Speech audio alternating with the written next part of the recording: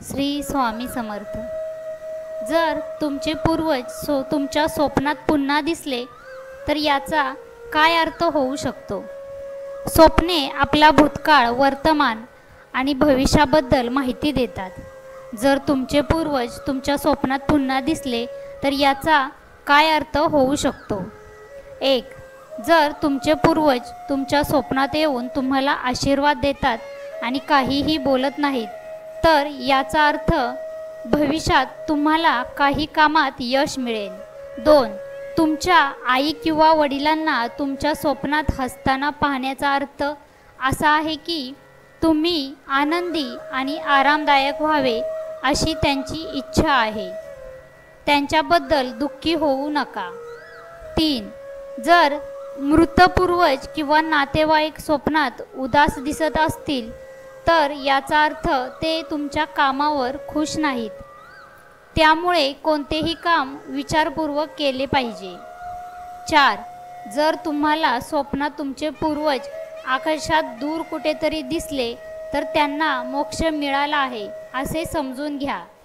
याचा अर्थ कुटुंबात काहीतरी चांगले घडणार आहे। लग्न, मुलाचा जन्म किंवा इतर काही शुभप्रसंग येणार आहेत। 5.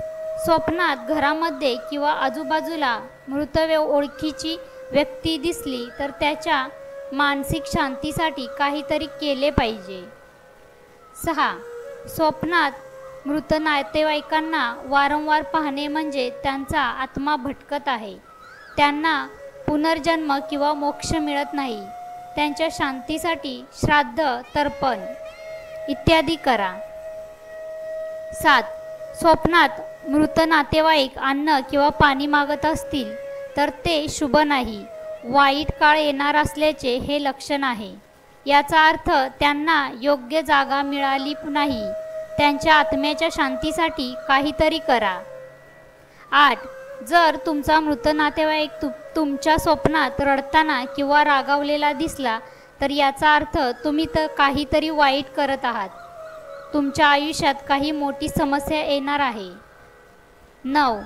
जर तुमच्या स्वप्नात तुमचे दिवंगत वडील किंवा इतर कोणी नातेवाईक तुम्हाला काही देताना दिसले तर ते शुभ आहे आणि जर तुम्ही ते घेताना दिसले तर ते अशुभ आहे। आपल्याला आमचा व्हिडिओ आवडल्यास लाईक, शेअर आणि सबस्क्राईब नक्की करा।